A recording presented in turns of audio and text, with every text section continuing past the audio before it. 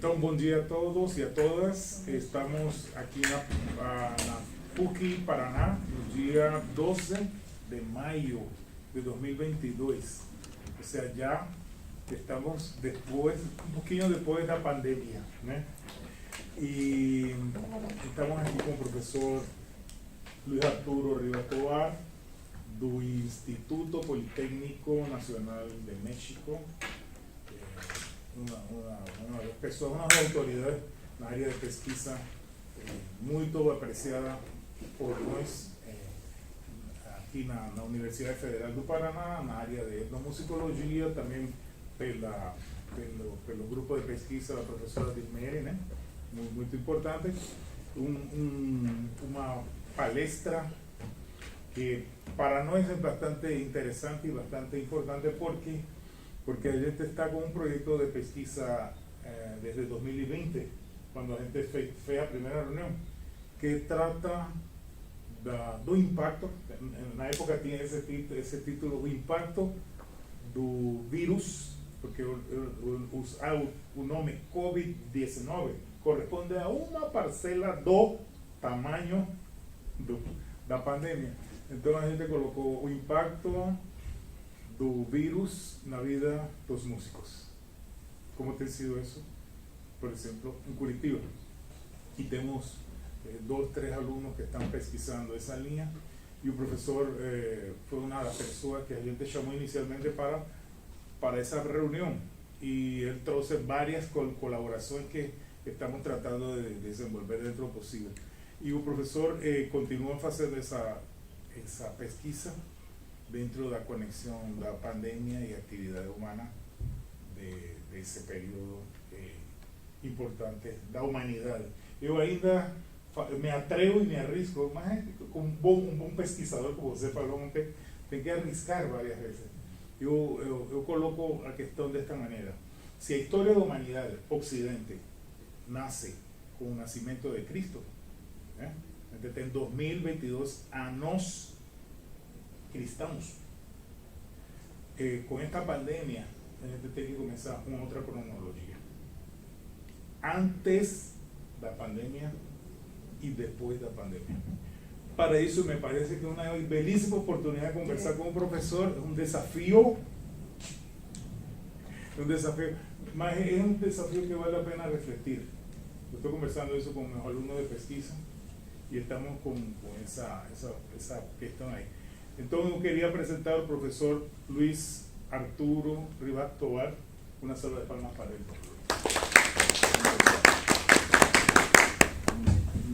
Este es el plan, la agenda de la conferencia. Aquí es la vida, es un virus, 2 pandemias en la historia, 6 pandemias que transformaron el mundo, peste antonina. Vamos a estudiar la peste antonina, la peste de Justiniano, la peste negra, la peste de la variola, de la viruela, y vamos a ver que es la más catastrófica de todas las pandemias. La gripe española, que en realidad era la gripe americana, debería ser, y no debería ser del 19, sino realmente empieza en el 18, y el COVID, ¿sí? Y vamos a estudiar las pandemias como un fenómeno complejo. Bueno, la primera cuestión es: ¿qué es la vida? ¿Sí? Yo cuando era una crianza, un niño, me enseñaron que había 3 reinos. Había 2 reinos, el animal y el vegetal. Sin embargo, con la evolución de la ciencia, pues se han ido ampliando los reinos. Este es un modelo de Whittaker de los 90, que dividía en monedas, protixas, plantas, hongos y animales. Esto pues es un hallazgo porque, por ejemplo, los hongos en realidad no son plantas, son más bien animales. Y la gente los desestima. Nosotros acabamos de estar en Manaus, en el Museo del Amazonas, que es un jardín botánico. El jardín botánico más importante del mundo, el más bonito de todo Brasil, también el más informativo. Y hay un área de fondos, nos encantó. Ahora en mi teléfono tengo un fondo, pero es un fondo, es una hoja que es eso. Bueno, la que sigue. Sin embargo, esta clasificación, así es la ciencia, parecía muy buena, pero cuando surgieron las secuencias de ácidos nucleicos usando secuencias de los RNA, cambió por completo. Entonces el trabajo que hizo Hooke pues es espectacular. Y entonces estas son las diferentes formas de vida. Él llegó a la conclusión de que en realidad con la que sigue, había tres grandes reinos, que son las bacterias, las arqueas, que son unos seres vivos muy antiguos, arqueas de antiguo, y las eucariotas, dentro de los cuales están los animales, y los hombres pertenecemos aquí, somos animales, somos homínidos. Y algo muy interesante, ahora los biólogos están influyendo esto, que es que parece ser que hay un ancestro común a todos los seres vivos. Entonces están tratando de descubrir dónde surgió y cuándo surgió. Entonces ese es el árbol filogenético de la vida, aquí sigue. Y aquí les pongo pues unas imágenes. Yo estoy escribiendo un libro, ahora estoy de año sabático en mi universidad, y en mi universidad tenemos la obligación de hacer algo en nuestros años sabáticos, y yo estoy escribiendo un libro y estoy viajando, estoy yendo a los jardines botánicos, estudiando muchas cosas que tienen que ver con la biología. Y entonces las arqueas, que son unos seres increíbles, pueden soportar temperaturas de hasta 200 grados y vivir, o sea, estar abajo del agua, jamás ver la luz del sol, o sea, son hallazgos recientes de la biología.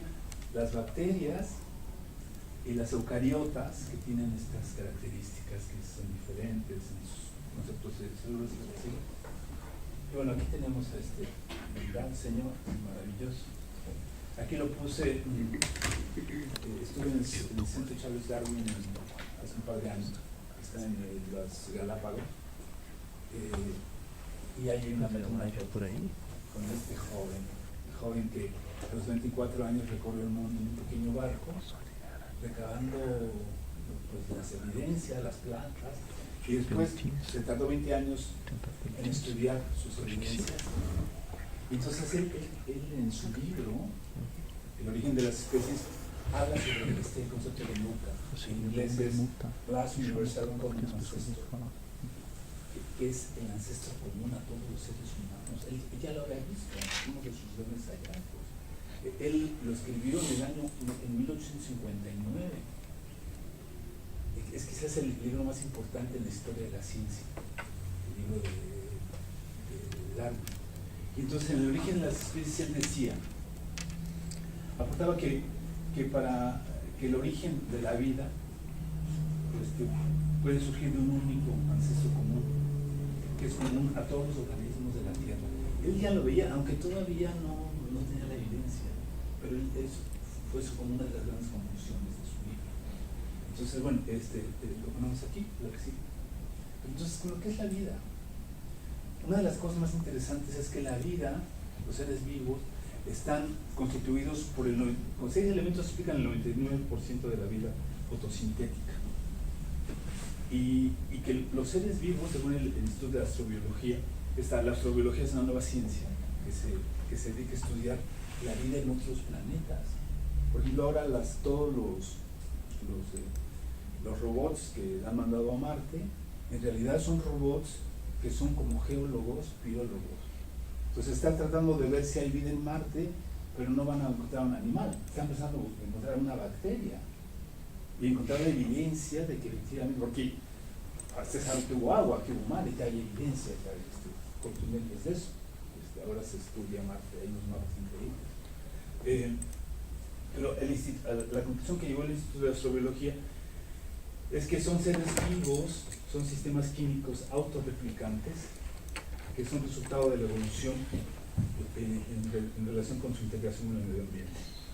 Entonces aquí hay tres conceptos: replicación, hacer copias de sí mismo; metabolismo, es decir, que crecen, se producen, sobreviven y responden al medio y luego pues mueren; y la evolución. O sea, entonces, estas son tres características de la vida: replicación, metabolismo y la capacidad de evolucionar. Ahora, ¿por qué hablo de esto, de las pandemias? Porque uno de los protagonistas más importantes de las pandemias son los virus. Y entonces, ¿los virus son seres vivos o no? Fíjense que es muy interesante. Entonces, este es un virus. Y entonces este es un ser, son organismos que sí pueden hacer, que tienen la capacidad de reproducirse, tienen la capacidad de evolucionar, pero no son incapaces de hacer copias de sí mismos. Entonces, las diferencias entre las bacterias y los virus son la que sigue. Pero la diferencia es que las bacterias son mucho más grandes, los virus son mucho más pequeños. Las bacterias son 200 veces más grandes y tienen una pared celular, y estas sí pueden hacer copias de sí mismos. Los virus no. Los virus tienen que tener alguien que los sostenga para reproducirse. Pero tienen una capacidad, pero después tienen todas las variedades de la vida. Pueden replicarse, pueden mutar y pueden evolucionar. Eso es su gran equilibrio. Entonces, estos son los dos grandes protagonistas de las epidemias. Aquí tenemos a esta niña que se contagió de viruela. Miren cómo quedaba. Ustedes que son jóvenes no se acuerdan de eso. Yo cuando era niño todavía me inyectaron de la viruela a mí, porque la viruela se radicó en 1980. Es una de las pocas enfermedades que ha sido erradicada de la tierra. Y también en mi libro hablo sobre la crónica esta del descubrimiento de la vacuna, que es muy bonito. Entonces aquí tenemos, estas son las grandes las epidemias que han sido contagiadas por virus: viruela, que es la amarilla, que ya había, ébola, SIDA, COVID. Pues el SIDA ha matado a un montón de personas, como a 35 millones de personas. Lo que pasa es que las ha matado en un espacio de tiempo muy grande, y ahora prácticamente ya está controlado. La gente que se enferma ya no se muere, ¿sí? Entonces ha dejado de ser una pandemia para volverse una epidemia, una enfermedad que ya es recurrente, ¿no? Aunque mata a muchas personas, es conocida, se controla, está focalizada. Y aquí tenemos a las bacterias: la peste bubónica, el tifus, la tuberculosis. Estas dos también asolaron a la humanidad. Los hijos de Pasteur, por ejemplo, sus hijos de él, era un biólogo, un extranjero. El hijo de la hijita de Darwin murió. Una de las cosas que más le dolió murió su hija. Él, que era un gran científico, no pudo hacer nada. Es que no sabe casi nada. Hace 100 años, como vamos a ver, la gente casi no sabía nada de estas cosas que les estoy hablando ahora. Y bueno, las parasitarias, que son los mosquitos, las malarias, estos son terribles. Los mosquitos se ven muy chiquitos y muy estúpidos, pero han matado a una barbaridad de personas. Se calcula que entre 700 y 2.700 millones de personas han matado. Sí, pero bueno, como están enfocadas, vamos a seguir, por favor. Estos son los diferentes tipos de enfermedades, se llaman zoonóticas, porque se transmiten de animales a las personas. Aquí tenemos las enfermedades por ingestión de alimentos, enfermedad de disentería, diarrea y cólera. Las que se transmiten al toser: viruelas, sería tuberculosis, sarampión, gripe, peste bubónica. Las que se transmiten por mordidas o picaduras de insectos, pulgas, piojos, garrapatas y mosquitos. Y las que se transmiten por los sistemas genitourinarios, las enfermedades venéreas, la sífilis y el SIDA. Entonces aquí en la conferencia vamos a ocupar solamente básicamente de gripes, dos grandes gripes, de las viruelas y de la peste bubónica. La que sigue. Bueno, entonces la primera de las pandemias se dio en el año 165 al 180, Aquí tenemos a Marco Aurelio, que es muy famoso porque si vieron la película de Gladiador, el señor que sale ahí es Marco Aurelio. Y su hijo, el que lo ordenó, visto la película, ya lo he visto un montón de veces, me gusta. Su hijo Cómodo, que realmente existió, y entonces el tipo era muy guapo. Y cuando Marco, porque gobernó con Marco Aurelio, pero era muy... los emperadores romanos eran poderosísimos, podían hacer lo que quisieran. Entonces él se pervirtió mucho. La dinastía antonina viene desde el año...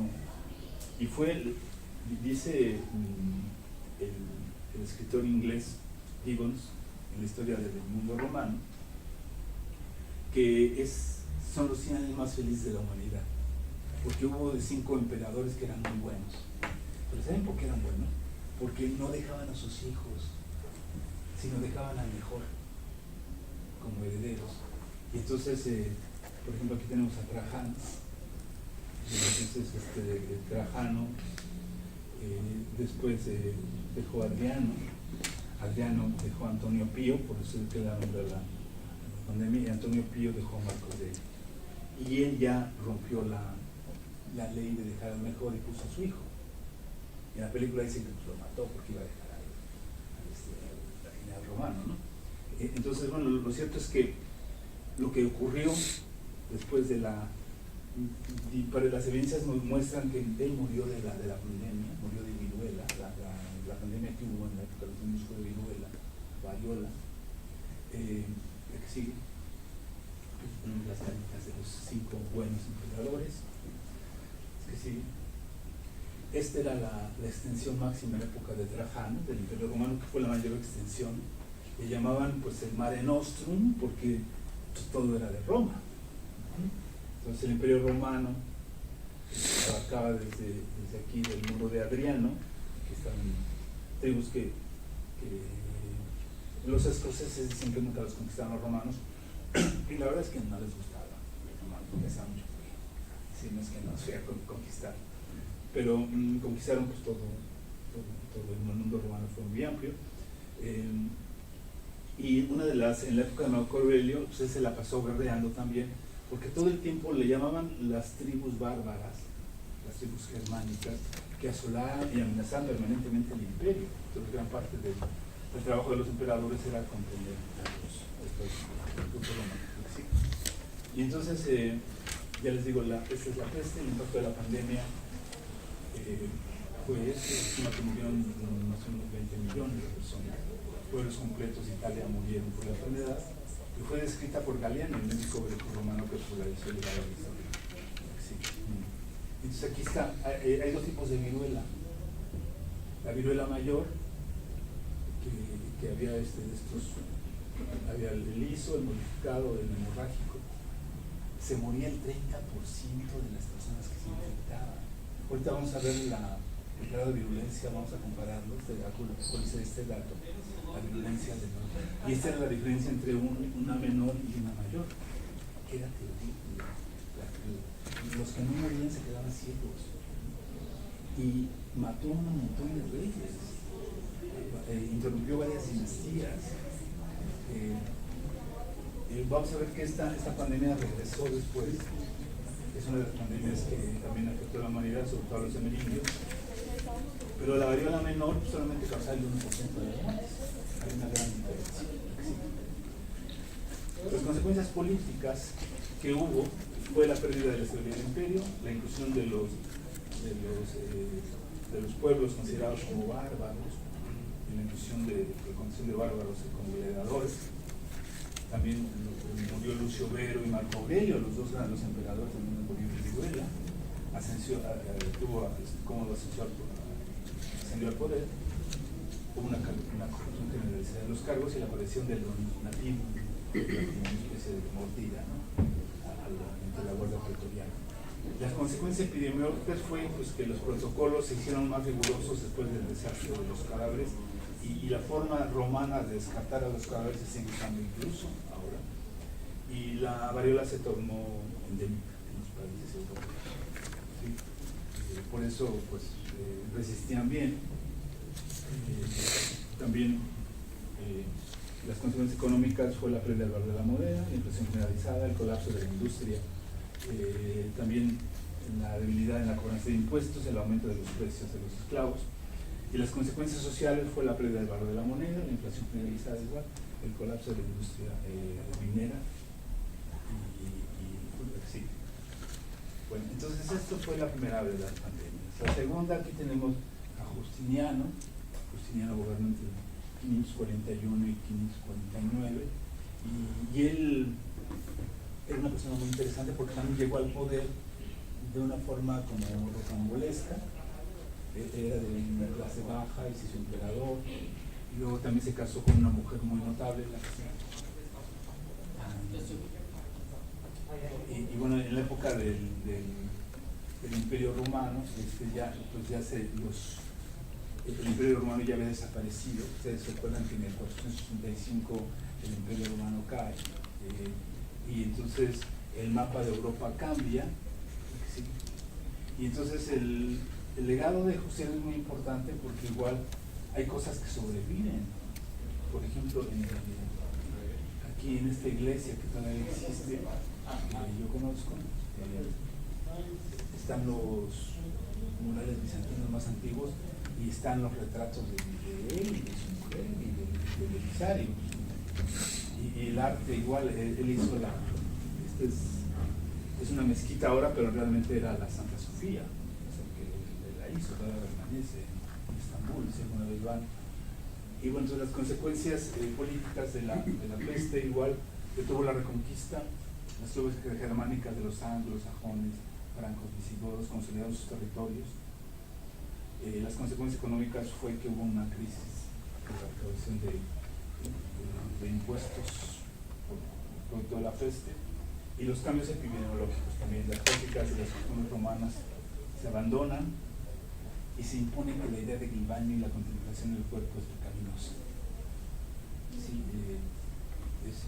las consecuencias sociales es el inicio de la Edad Media y es el inicio del poder omnímodo de la Iglesia en los próximos 800 años. ¿Sí? Entonces las consecuencias pues fueron en este caso negativas, podemos decir en algún sentido. Y ahora, la siguiente pandemia es esta pandemia del 43 al 53. Vean lo que dura una pandemia, más o menos. Sí, aquí en este caso duran 6 años, duran entre 3 y 5 años. Entonces esta pandemia del COVID, como veremos, vamos a ver cuándo dura. Esta es una pandemia que era transmitida por una pulga. Al inicio pensaban que eran las ratas, pero las ratas eran un vector. Venían en los barcos y entonces cuando se morían las ratas saltaban a los hombres y como que te picara una pulga te morías. Y entonces es una peste horrible porque se hacen unos bubones negros, lo que sigue. Y entonces, bueno, este es el mapa de la peste, las oleadas que tuvo igual la peste.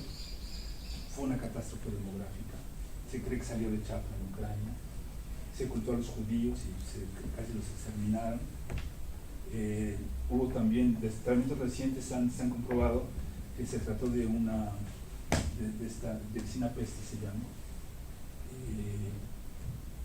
Pero la Yersinia pestis es un poco diferente a la de Justiniano, es una investigación de Warner.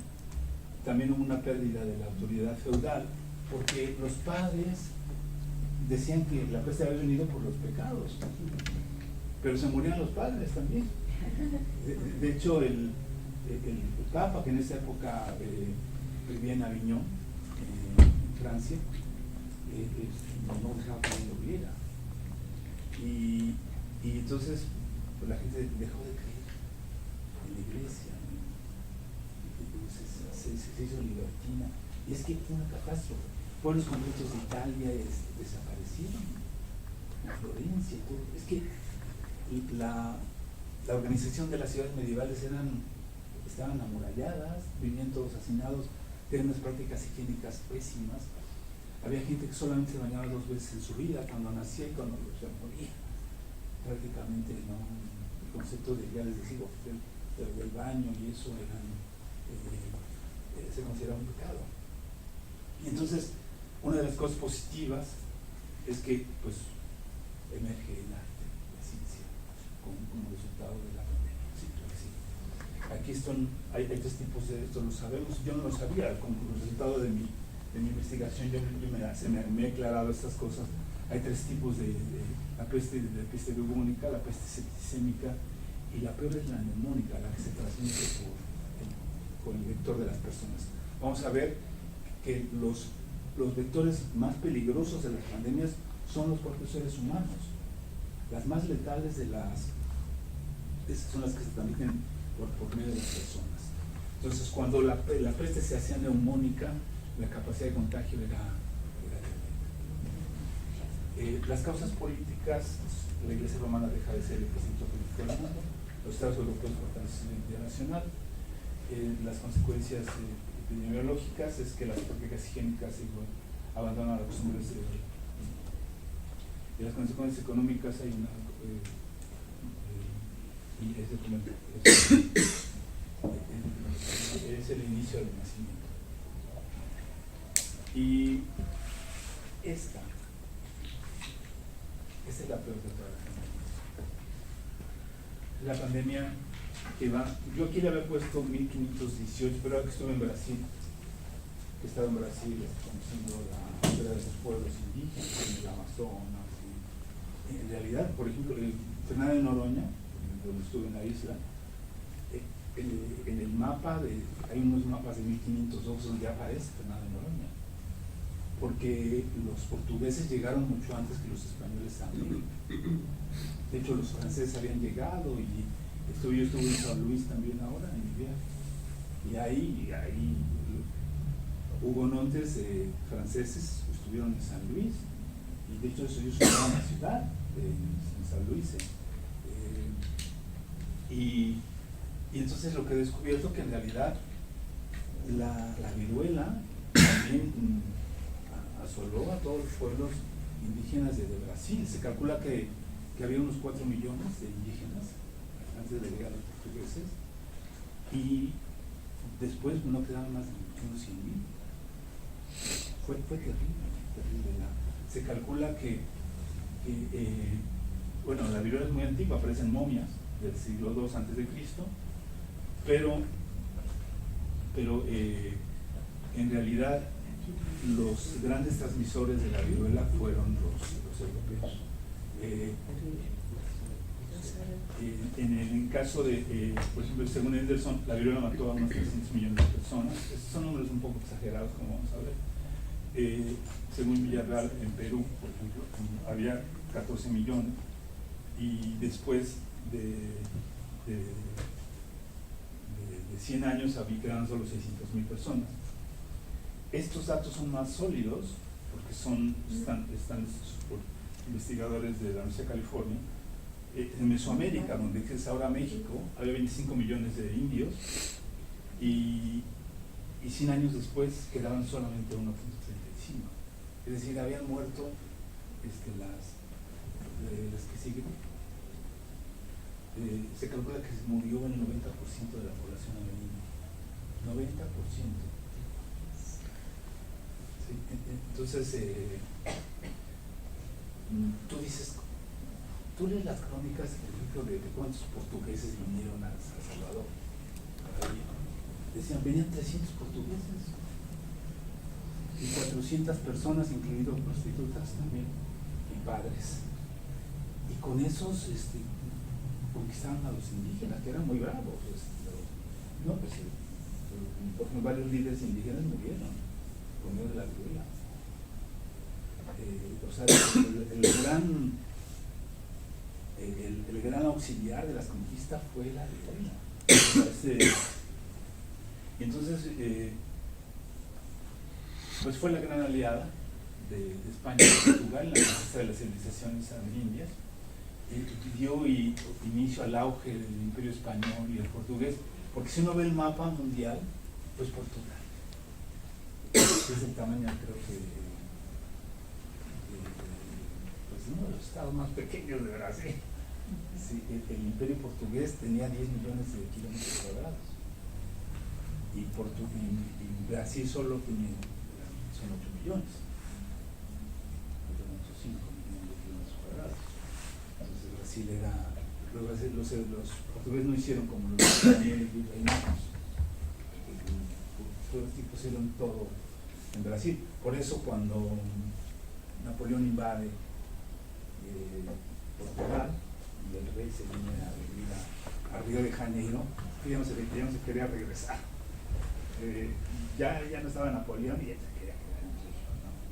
Les encantaba Brasil. Por eso Brasil tiene una historia muy distinta a los pueblos, a otros países de América Latina, donde hubo independencias sangrientas, podemos decir. Aquí no, dejó a su hijo y no hubo ningún muerto.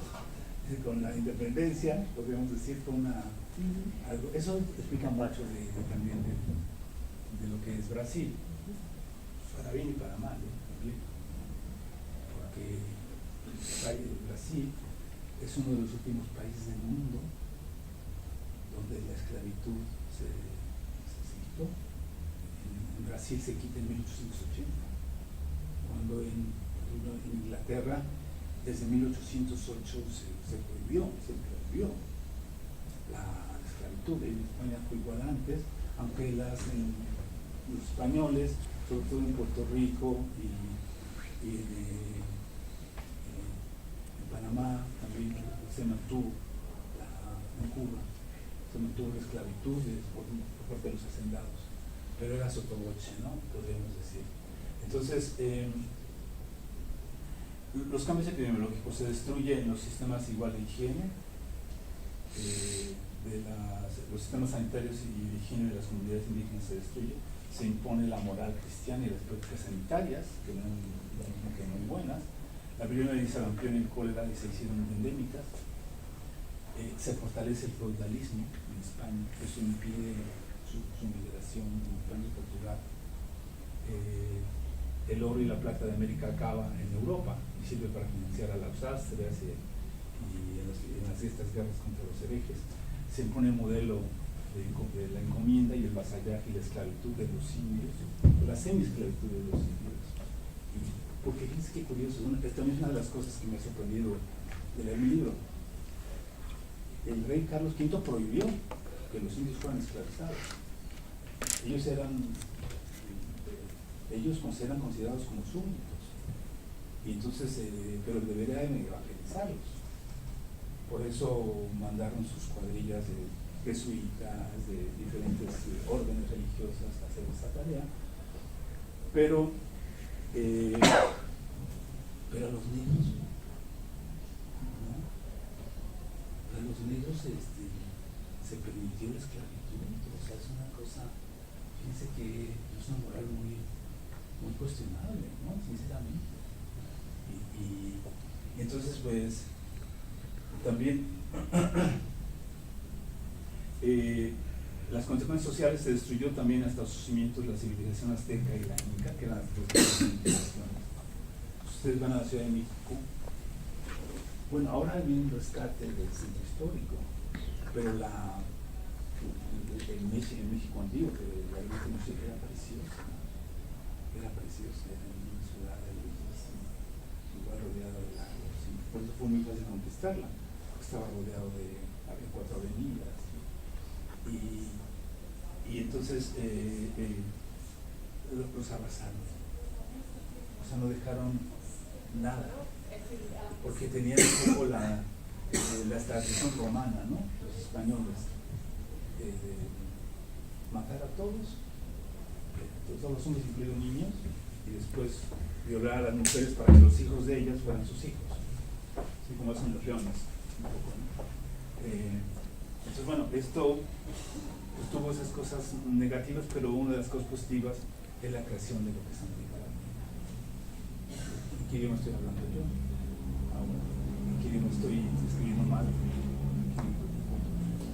Portuñol, sí. La siguiente pandemia es la gripe española, que no fue española, porque nació realmente en el fuerte en Kansas, los soldados americanos fueron los que la introdujeron.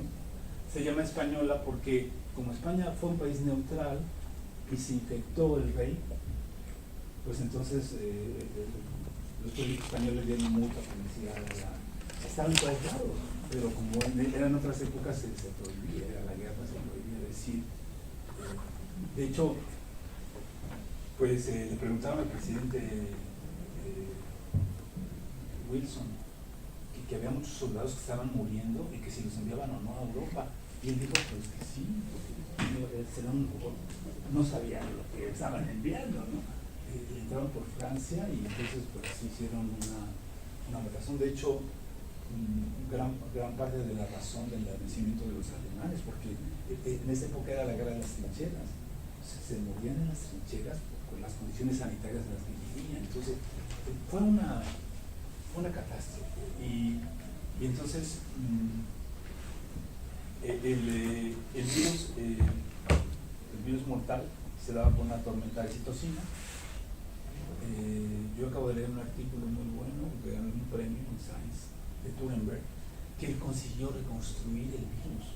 No se sabía, hasta 2005 no se sabía, pero encontraron unos cuerpos congelados en el permafrost y un cocinero y una mujer, una gordita, y del seno les trajeron, hicieron la revolución completa del virus, de la gripe española.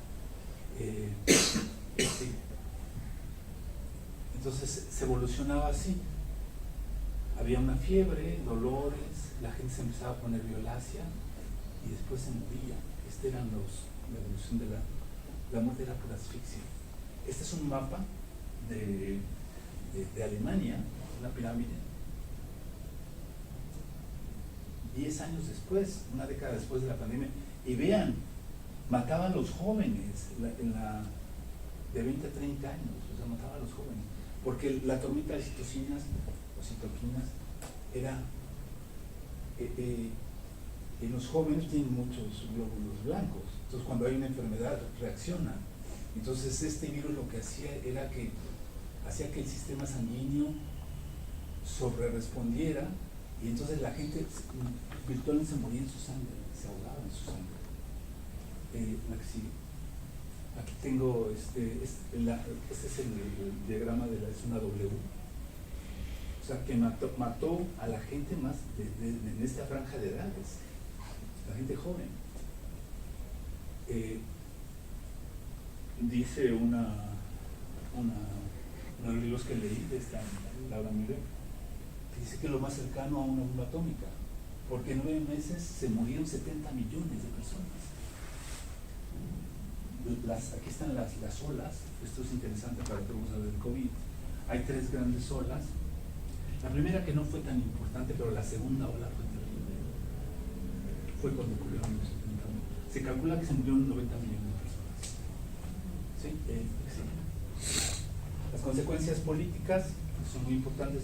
Se contribuyó a la destrucción de los imperios ruso, austrohúngaro, alemán y otomano. Se favoreció la ascensión del fascismo en Alemania, España y Italia. Se reconfiguró el mapa político de Europa con ascensos como las naciones de Estonia, Letonia y Finlandia. Las condiciones epidemiológicas, pues la infección de más de 500 millones de personas. Vamos a ver, ojo, atención en ese número. Vamos a ver que el COVID ha contaminado a más personas. Tenemos ahorita, ya lo vamos a ver cuando vemos los números, hay más personas contagiadas, claro, somos más. Bien, en ese fueron como unos 2 millones. Estamos cerca de 8 millones. Y uno de los vectores fue el retorno de las tropas después de la guerra.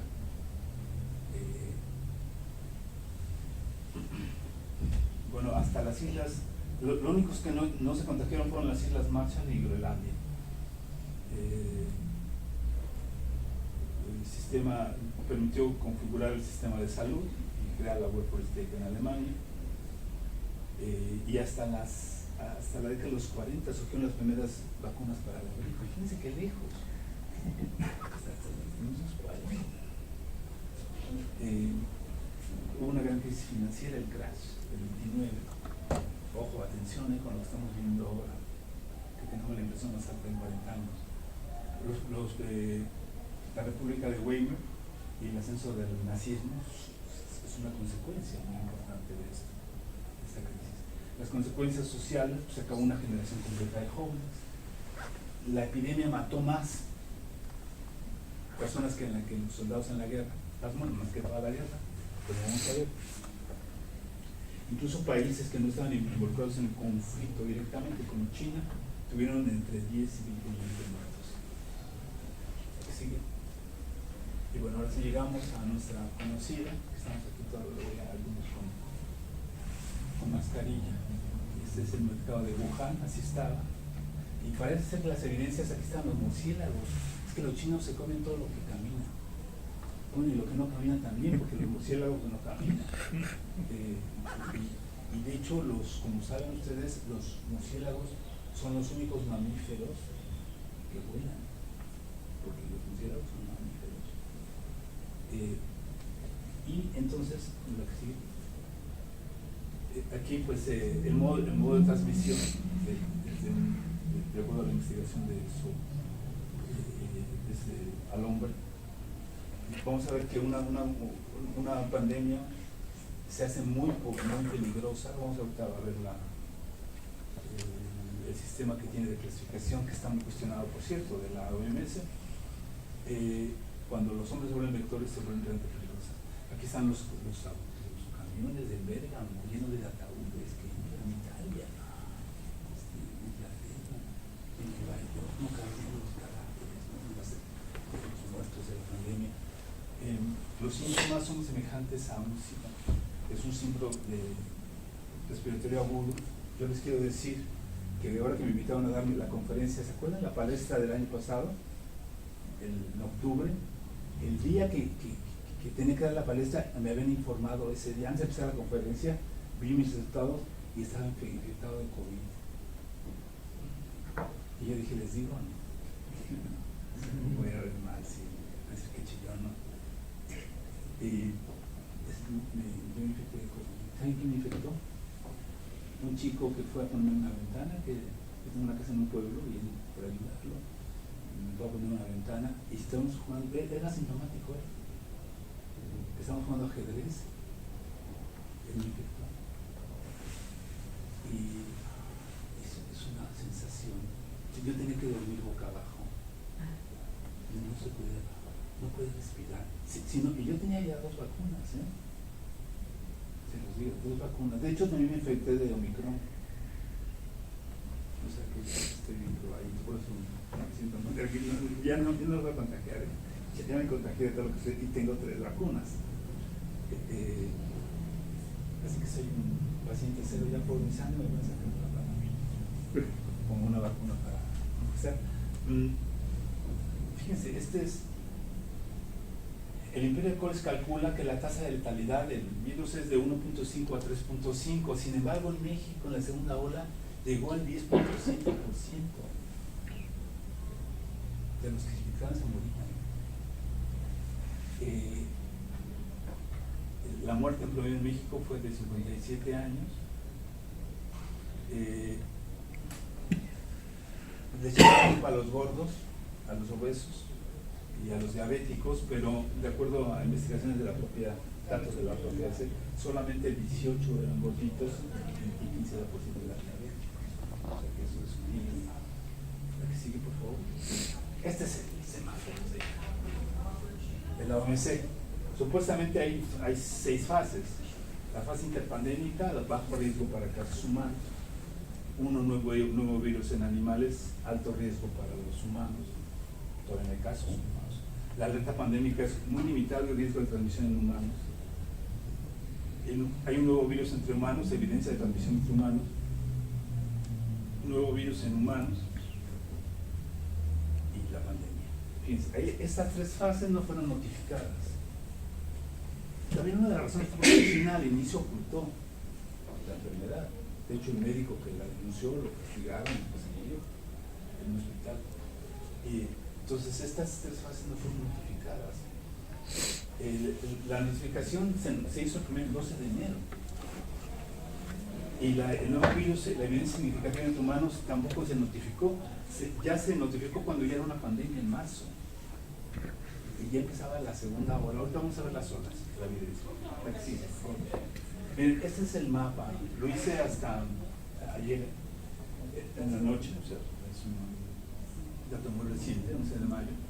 Esas son las olas de COVID, 1, 2, 3, 4. Vean lo del Omicron.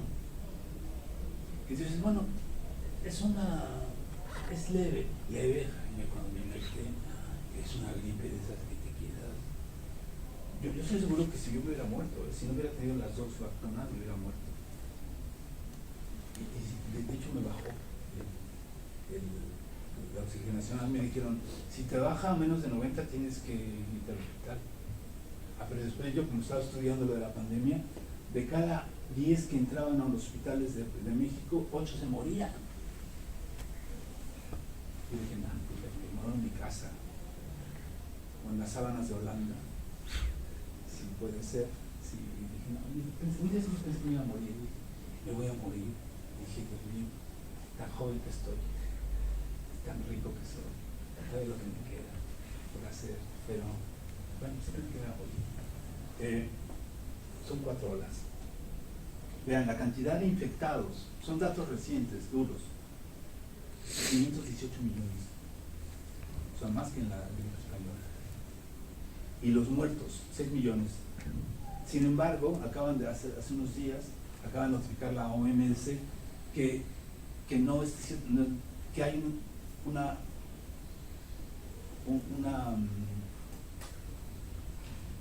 un subregistro de muertes, porque por ejemplo en México se ponía como COVID, pero a veces por la gente se enfermaba otras cosas, se moría, pero era de COVID.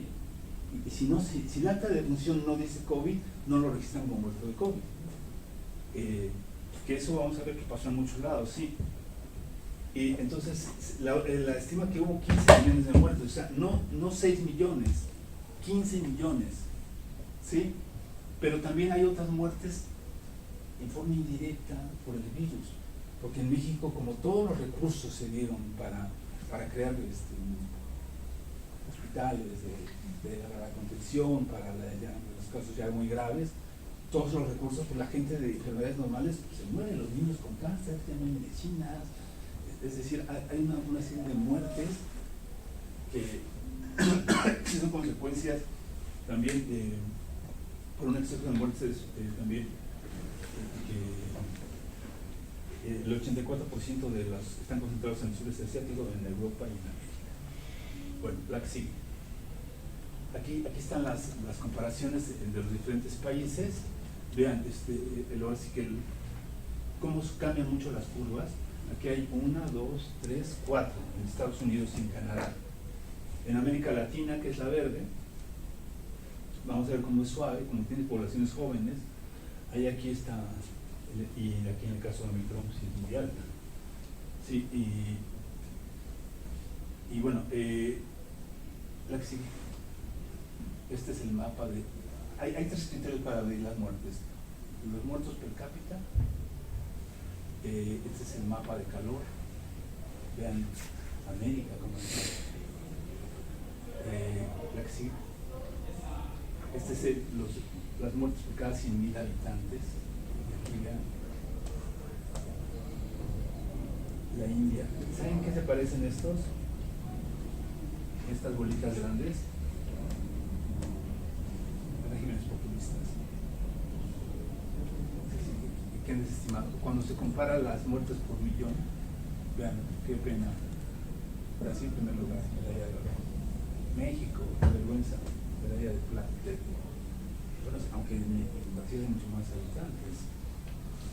En Estados Unidos parece que hay muchos millones, pero en realidad cuando se compara es muy grande demográficamente, 360 millones de habitantes. En Brasil, ¿cuántos tenemos? 230 por ahí, ¿no? Sí. En México 140. Entonces, vean esto, por favor, señoras. Sí. Esta es una consecuencia, fíjense qué interesante, de la vacunación. El porcentaje de la población totalmente vacunada En Estados Unidos es el de los más bajos de los países desarrollados. El porcentaje de la población con la dosis de refuerzo. Estados Unidos, que es el gran productor, que tiene un montón de vacunas, la gente no está vacunando, se la gana, dice que no. Por la influencia del presidente, que es un criminal, es un hombre maligno, Donald Trump. Vean, aparece hasta acá. Y hay países que uno no entiende. Bélgica, vean, en primer lugar, con dosis, pero bueno, también porque tiene un número de muertes también brutal. Y vean, es algo asombroso también Japón, la dosis de refuerzo. Estos países que existen. Y estos son los muertes acumulados por la pandemia. En el caso de Estados Unidos, está igual por esto, vean, esto es muy interesante, porque en Estados Unidos se desestimó la variante del Omicron, y la que sigue. Vamos a ver el caso de Brasil. Aquí en Brasil hay pues 3, a diferencia de lo que pasa en el mundo, que son como una condición como errática. Pero esta es la más letal, la segunda ola en Brasil. 30 millones de contagiados, 664.000 muertos, más lo que no está registrado. Yo pienso que deben dar por un caso por cerca de 1 millón por ahí, como el caso de México, el doble, 1.200.000. Total de igual de muertos por día por estado. Aquí va a tener que tener cada 10.000. Ven aquí los. Hay estados que no conozco. Aquí es el mapa de calor. Y yo dices, este estado no lo conozco. Vean, estos son los casos más bajos. Fíjense, qué curioso. Nosotros vamos a estar en Pará. Y una de las cosas que me impresionó es que ya ahora ya no es necesario el cubrebocas, ya oficialmente ya lo lograron que no. Pero ahí sí es obligatorio en todos lados. También una de las cosas que más me conmovió es que en Salvador, que pues, tú vas al metro de Salvador, todo mundo, todos usan cubrebocas. Pero tú vas a Río,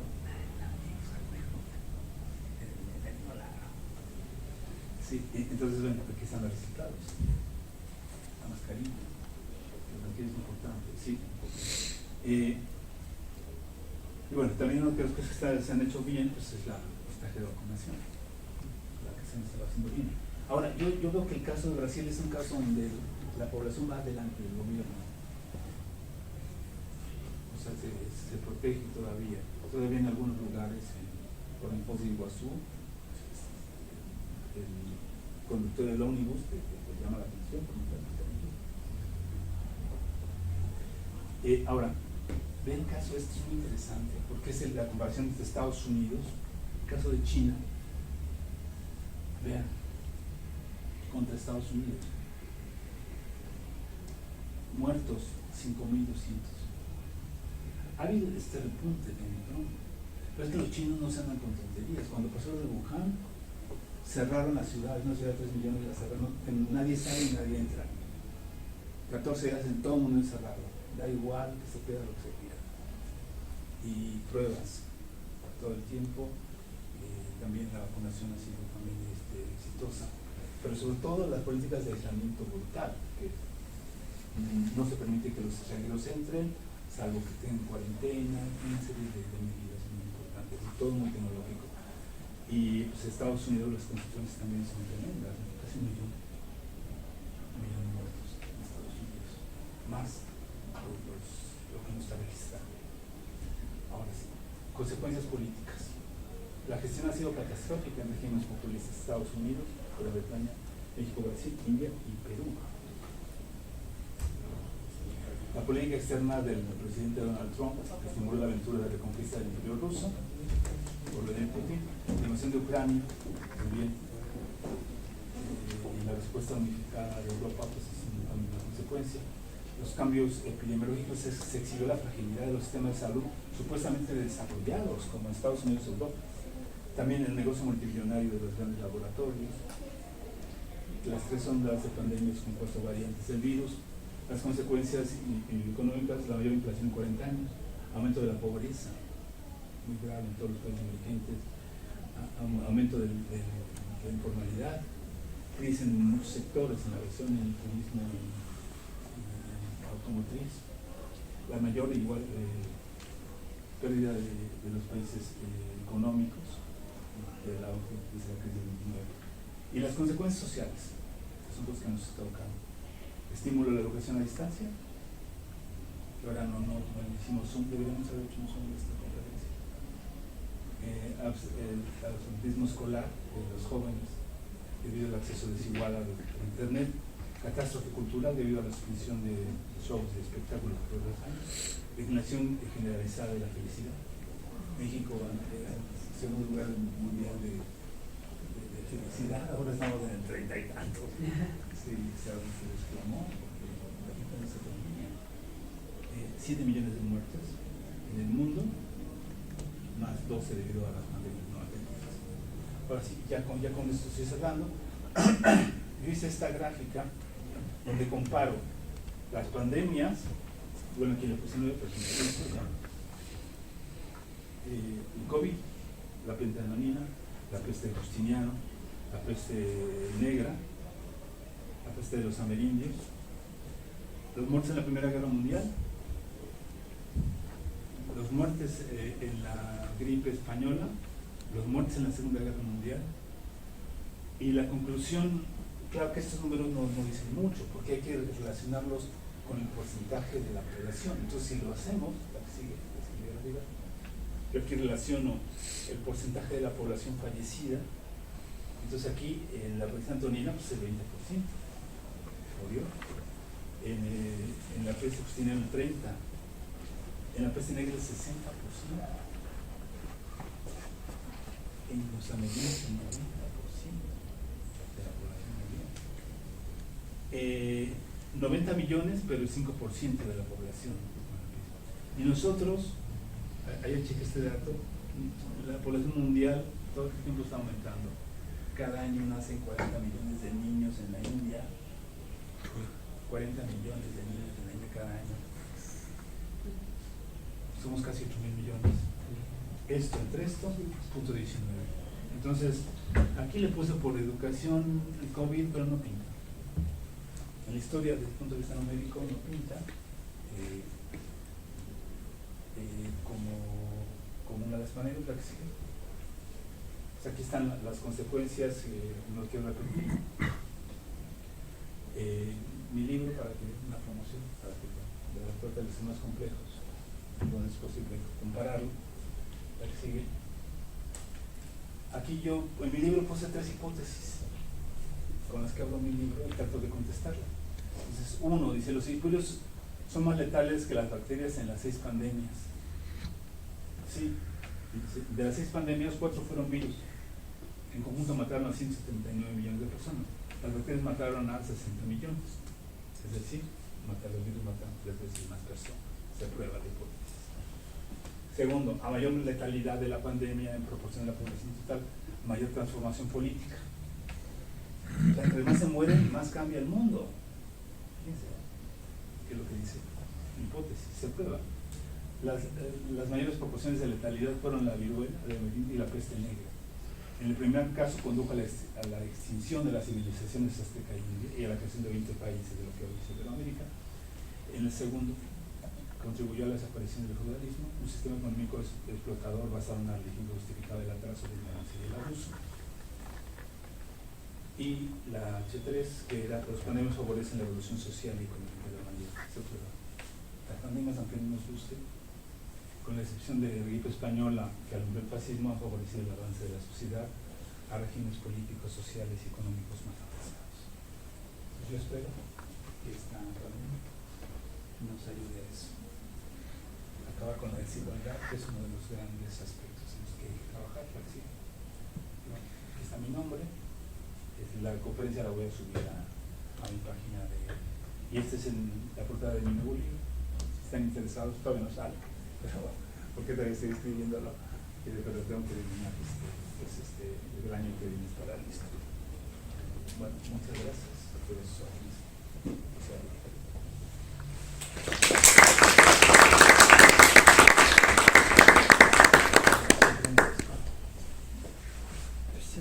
Sí, pueden ligar Luis. Por favor, Luis.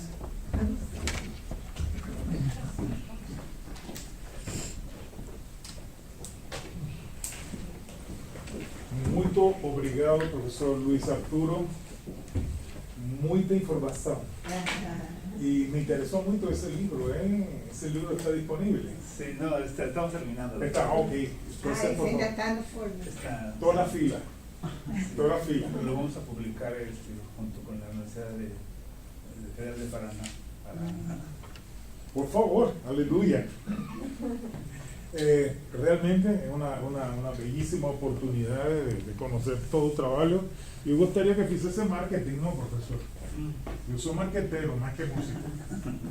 No, bueno, este es el libro, pero ese es de la palestra de ayer sobre elaboración de tesis, que los libros de metodología hay muchísimos, pero todos se copian a sí mismos y son cosas mías. Entonces, mi libro es un libro de vanguardia, basado en la experiencia de mi formación de doctores, de mi formación transdisciplinaria también, y sobre todo algo que es fácil. Yo trato de explicar en forma sencilla cómo se hace la investigación, usando modelos que debe desarrollar para desarrollar los objetivos. Pero bueno, ese es otro tema. Ahora estamos pues, y esto pues es un tema muy bonito, porque yo he tratado de abarcar pues, la historia de la humanidad. Eu achei interessante, professor, quando o senhor mostra, vamos voltar ao slide último da a comparação. Vai, pode ir. Esse. Porque por mais que ali parece que Covid foi pequeno perto das outras. Só que com a tecnologia que a gente tinha, com tudo que a gente tinha. Eso es una reflexión muy interesante, sí. Ahora, ¿qué hubiera pasado si no hubiera vacunas? Con la cantidad de gente que hay. Yo creo que se hubieran muerto 200 millones. Exato. Eu acho que uma outra coisa, desculpa, Necesito reflexiones muy interesantes. acho que uma outra coisa também é que a gente não terminou a No han pandemia. terminado, eso es No. verdad. Então a gente não tem ainda como comparar a extensão disso, porque o nosso De recorde tempo, né? temporal ainda está em vigência. Então a gente não Exato. sabe se vai levar 10 anos, 15 anos, como a professora apresentou algumas pandemias, né? Mas Exato. isso é uma questão também que a gente tem que considerar. Aham. Sí, sí, es verdad, no ha terminado la pandemia, pero casi la mayor parte están vacunados. Entonces han surgido nuevas variantes, pero también la capacidad tecnológica actual es increíble. Sí, la velocidad en la que se produjo la vacuna, bueno, costó como un año, con todos los recursos que tiene el mundo. Exato. O sea, las Lancet y todas las revistas que valen muchísimo de las suscripciones abrieron para que todo el mundo leyera todo. La idea era crear esta vacuna. Entonces yo creo que sí, yo pienso que va a durar hasta el 23. Y todos los que están aquí se van a infectar. Se los pronostico, todos se van a infectar en algún momento. Pero no se van a morir porque ya está lo que se llama la inmunidad de rebaño. Sí, claro, pero como a mí me pasó. Si yo no hubiera tenido las vacunas, me hubiera muerto,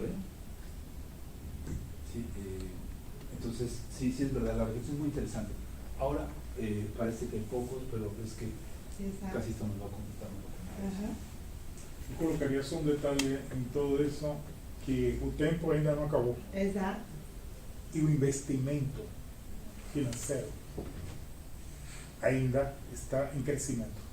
Eso es. O sea, son dos tiempos para mí. Un tiempo espacial, un tiempo temporal. Esa temporalidad está en expansión. Y un tiempo material. La materialidad de esta situación significa algún detalle que yo también converso con mis alumnos, es que hay grande cantidad de laboratorios en el planeta, muchos estaban con un proyecto determinado, dejaron de lado solamente para se dedicar a este trabajo y resultados combinados y transferidos cada segundo. A través da informação, de toda a tecnologia, o que está acontecendo em um laboratório em Bulgária e outro em São Paulo, estão falando agora e trocando. Me parece que é uma das coisas que diferencia todos os períodos anteriores. Sí, acuérdense que en esta gripe, la gripe de la vacuna de la gripe se hizo en 1940, se inventó. O sea, 20 años después de que cuando ya se han muerto casi todos. Sí, entonces sí, o sea, el mundo está muy preparado ahora para la pandemia. Ahora, ¿qué va a ocurrir? No sabemos. Yo pienso que va a haber una crisis importante. Sí, a mí uno de los temores que me da es que pueda regresar otra vez Donald Trump. Sí, y que, pues, que los regímenes populistas tomen fuerza. Pues, sí. Ontem estava vendo um noticiário no Telesur, um crítico falando sobre esse momento que você falou de mudança dos governos, dos regimes no mundo, né, e retorno, também ele falou isso, retorno do Trump. Mas o detalhe que ele disse é o seguinte, na América Latina, por exemplo, ontem a Veja já publicou que o Lula vai ganhar no primeiro turno. Ontem estava com 51% a pesquisa, né? E isso está causando que todas essas mazelas do bolsonarismo, de todas as coisas que vieram junto, está vindo à tona com muito mais rapidez. Hoje mesmo o tribunal do Rio Grande do Sul, que é o responsável pelo processo da prisão do ex-presidente Lula, perdeu uma causa importante. Eles tinham que mandar uma lista para indicar um novo membro para o Supremo Tribunal. Não conseguiram o voto. Então isso é na raiz desses problemas, né, a pandemia tem causado isso, reações que jamais imaginaria. Porque para esse tribunal é um tribunal muito centrado, um tribunal forte para toda a região sul, não conseguir mandar uma lista com um nome para o Supremo Tribunal. Então todas essas consequências, eu penso que vai mudar a América Latina, o mundo, né? O mundo todo vai mudar. Muitos jovens no Brasil também estão morrendo. Outra coisa que me chama a atenção, por exemplo, os laboratórios privados que dão vacina, que se proliferaram nesses últimos anos, de 99 para cá, se qualquer esquina aqui em Curitiba você toma vacina, mas a da gripe não consegue. Eu tenho um amigo médico que diz que foram feitas milhões de reuniões e eles não conseguiram comprar vacina. Sim, esse monopólio está concentrado nos governos. Sim. Então eu penso que essa mudança ela está chegando, viu, Luiz? Para o bem ou para o mal, mas ela vai mudar. Mais alguém quer? Por favor. Professor, o senhor falou no início, desculpe, né, por ter atrasado no início, mas quando eu o senhor estava falando sobre o Marco Antônio e que era uma população muito feliz. E o senhor encerra ali, né, uma das consequências da não felicidade dos jovens como uma consequência social, né? A gente tem visto que esse período de isolamento, até na questão da tecnologia, nos aproxima, o senhor colocou isso, mas ao mesmo tempo nos afasta.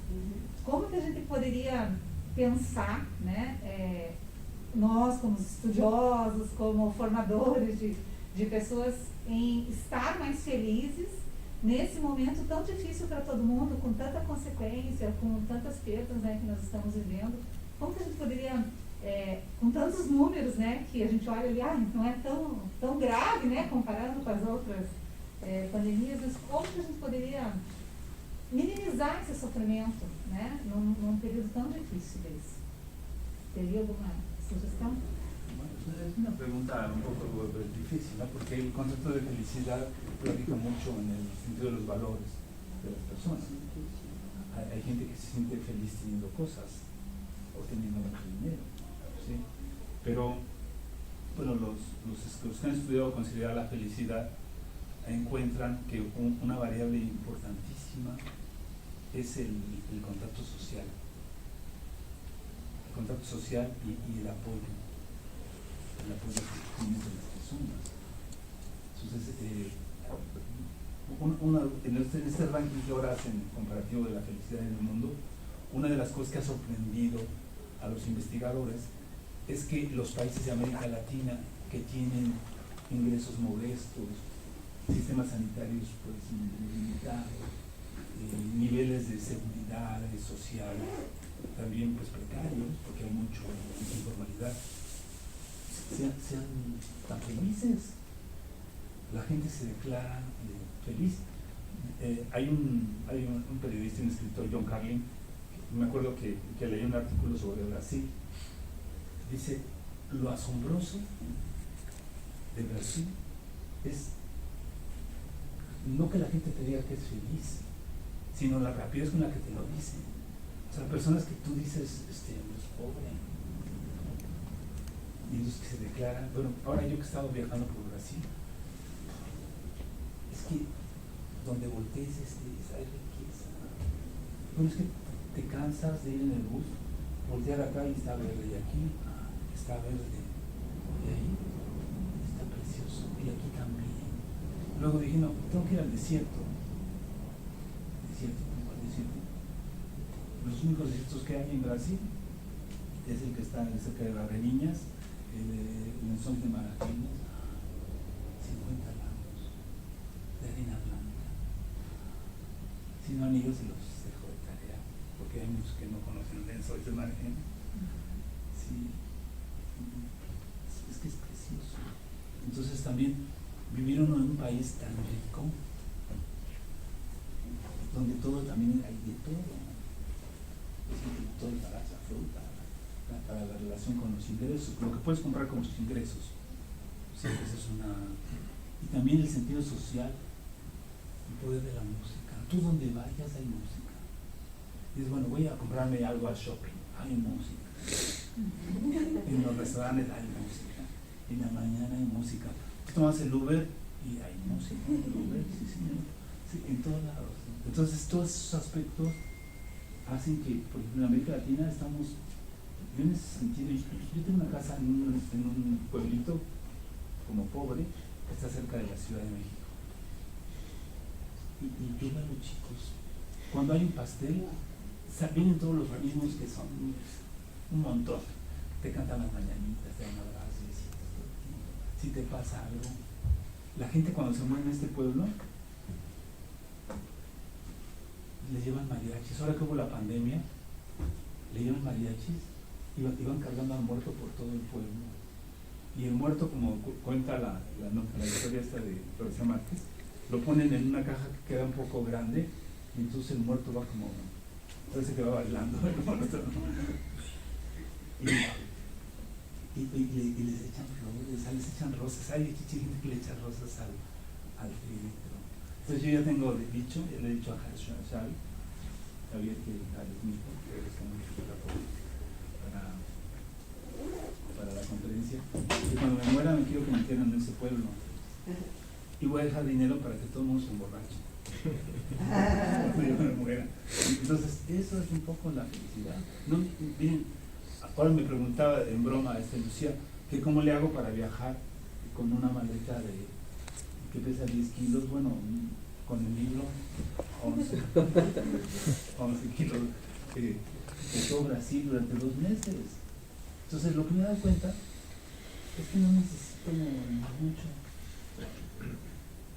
para ser feliz, para vivir. A veces, como salgo muy temprano, mi viaje tiene que salir luego a las 5 de la mañana, porque también Brasil es un país, le contaba a Beatriz, que iba a hacer el viaje de Belén a Cantarén, porque tiene un examen de doctorado.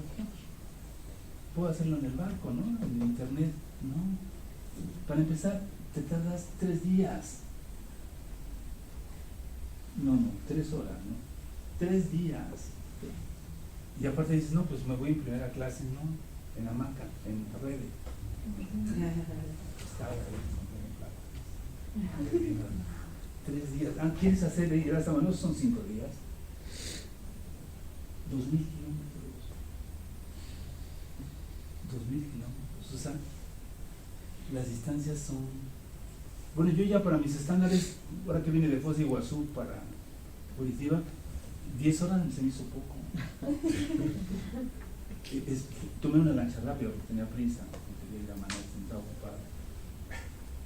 Tomé la lancha rápida, me levanté a las 5 de la mañana y llegué a las 10 de la noche.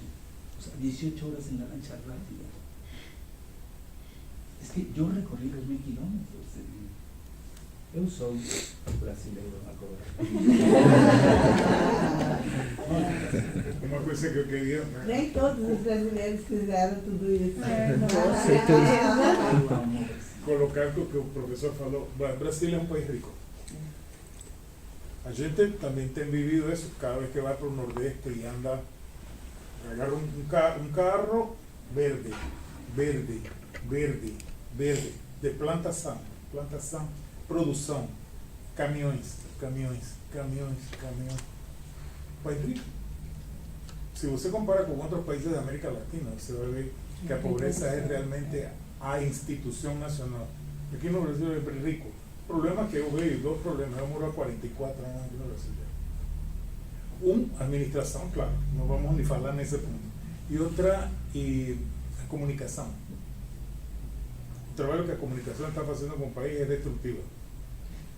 Falo isso de cadeia. Morei no Rio, muito trabalhando coisas com a Globo.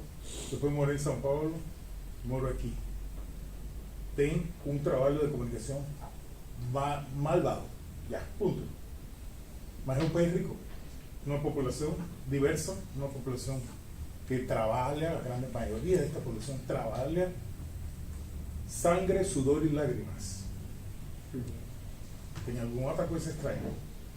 E isso que o professor viveu, eu já vivi várias vezes, em várias situações, porque viajo, me toca fazer essas coisas aí com música, não só música. E a música, como o professor falou, ela está em todos os lugares, porque a música pertence a todos nós. Se a língua pertence, a música também.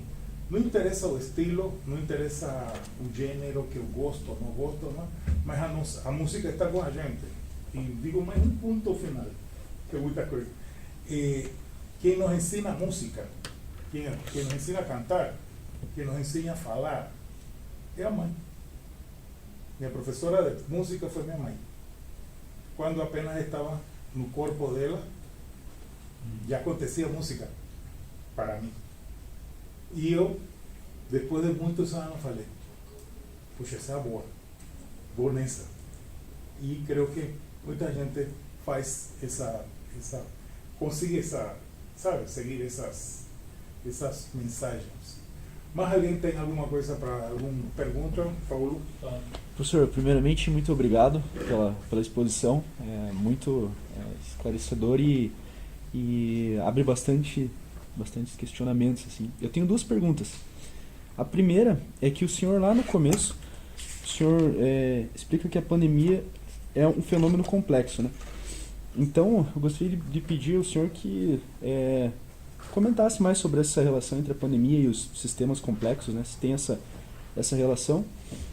E a minha segunda pergunta é, observando aqui, né, temos uma pluralidade de áreas, né? Músicos, pessoal da educação, da administração. E no século passado, até o começo desse século, o saber ele foi muito compartimentado, né? Então, eu queria perguntar ao senhor se o senhor acha que a pandemia também vai trazer como uma consequência um aumento maior da transdisciplinaridade, né, dessa conversa entre as diferentes áreas. É isso. Dos perguntas aí muito interessantes. La primera, explicar la pandemia como un fenómeno complejo. ¿Qué es un sistema complejo, un fenómeno complejo? Nosotros como científicos estamos acostumbrados a la causa-efecto, la variable y la consecuencia. ¿Sí? Pero realmente las cosas no son así. Las consecuencias son resultado de muchas cosas.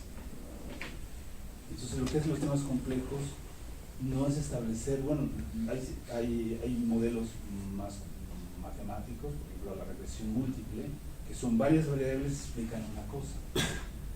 Pero los temas complejos tampoco son eso. Es el efecto simultáneo de muchas variables sobre que crean un efecto Pero la diferencia es que este efecto tiene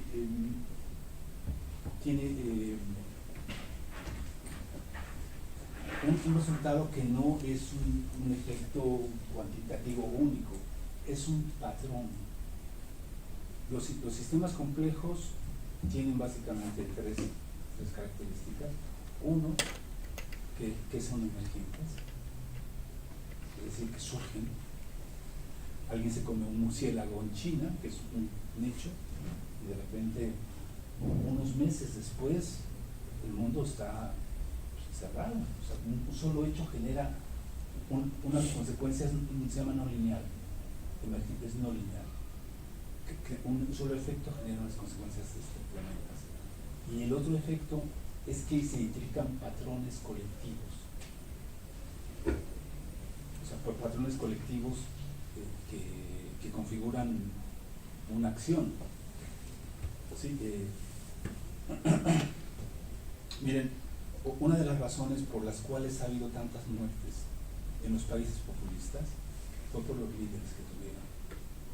En mi país, no me gusta hablar mal de mi país, pero el presidente minimizó la pandemia.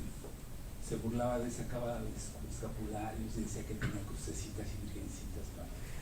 Se negó a usar la mascarilla. Puso un tipo para conversar que minimizó el uso de la mascarilla. Todo el mundo asiático, toda la gente usaba la máscara en forma obligatoria.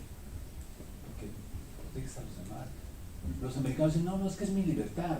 No, perdona, no es tu libertad. O sea, tu libertad acaba cuando tú tienes la capacidad de dañar a otros. ¿Sí? Entonces, eso es un efecto muy importante. Todos los líderes, a mí una de las cosas que más me dio gusto, honestamente, es que todos se inyectaron de COVID. Yo me dio alegría cuando me enteré de que el presidente estaba enfermo. Ojalá que se no me agrave. Que se muera porque no se le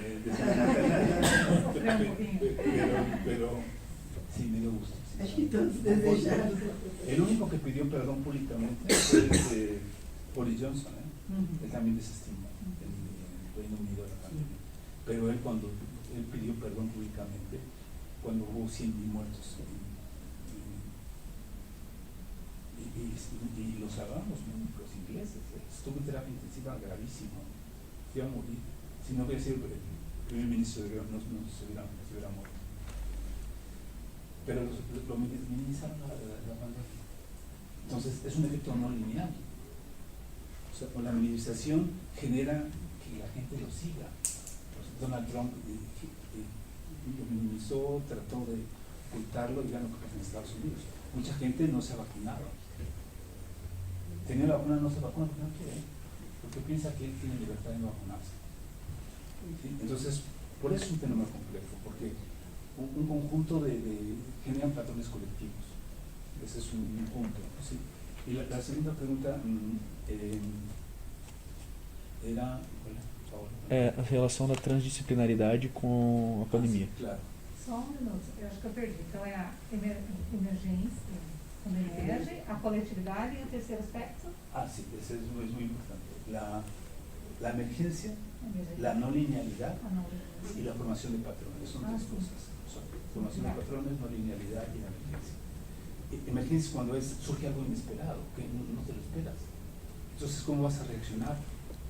Es de ahí cuando se pierde todo, ¿no? Ahora yo en mi viaje ahora aquí a Brasil, tú vas aprendiendo un patrón, ¿no? Dices, tú llegas a la rodovaria, pero llegamos a la rodovaria en un sitio que se llama Macú, que está cerca de Galinos, porque queríamos ir a Galinos y Galo. Y entonces, se bajaron todos, nosotros nos bajamos porque vimos que no era una calle.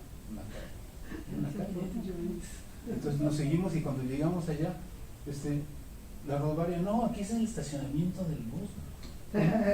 Sí, pero la rodovaria no, ya la pasamos. ¿Dónde? No la vimos. No, es que queda 1,5 kilómetros con una maleta. Todo apresurado, porque ya se estaba haciendo noche. Entonces, actúa uno con patrones. Uno crea patrones, pero esos patrones de repente desaparecen.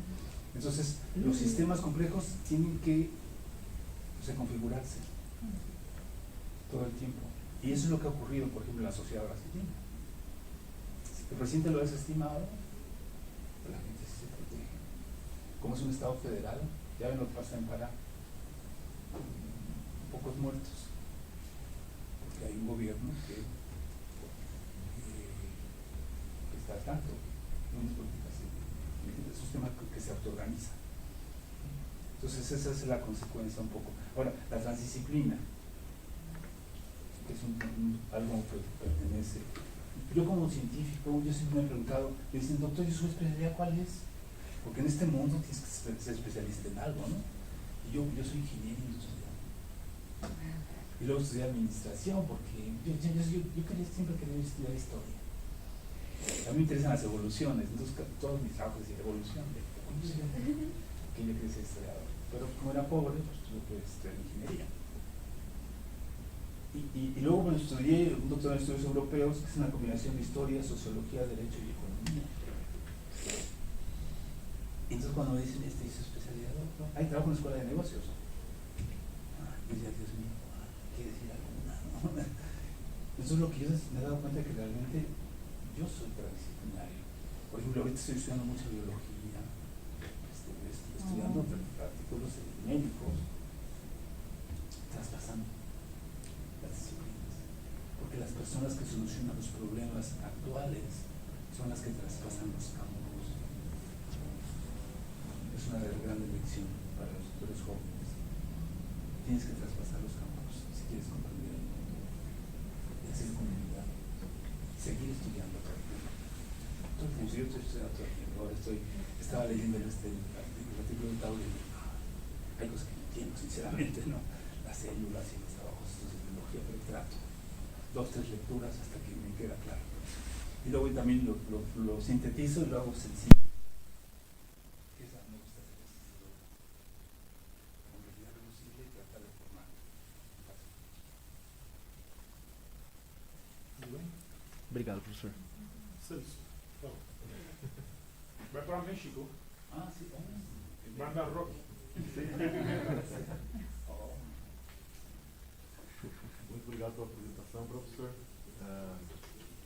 Então, no próximo mês a gente vai indo para lá mesmo apresentar um trabalho sobre o impacto de um cenário rock, mais especificamente no heavy metal aqui em Curitiba, e os efeitos da pandemia também, né? Então, analisando essa questão dos sistemas complexos, o professor tendo vindo para cá agora, né? Eu já tive a oportunidade de ir antes do México e estou muito curioso para ver como está funcionando esses sistemas musicais lá, né? Essas cenas. E tendo essa experiência, essa tua formação da parte de engenharia industrial, é isso? Era, como que essa transição, essa evolução tecnológica, que muitos trabalhos vão deixar de existir na parte presencial, né? Essa tecnologia. E, consequentemente, vai ter um gargalo onde que o professor acha que vai desembocar isso? Essas pessoas que trabalham no presencial, que necessitavam de trabalhos manuais e hoje em dia a tecnologia transpôs muitas áreas, né? Como que vai se realocar todo mundo dentro desse contexto, com pré-crise, uma iminente crise que a gente vai viver econômica e tudo mais? Yo creo que el mundo se tiene que transformar. Lo que tú has mencionado, las consecuencias que tiene para la escena musical, la escena artística, ha cambiado. Pues, realmente ya no hay foros, se cierran todos los teatros. A mí de las cosas que más me chocó es ir al Río. Yo quería entrar al teatro a ver una obra. En Sao Paulo igual. No había recorridos por el, estaba cerrado, no había ninguna oferta.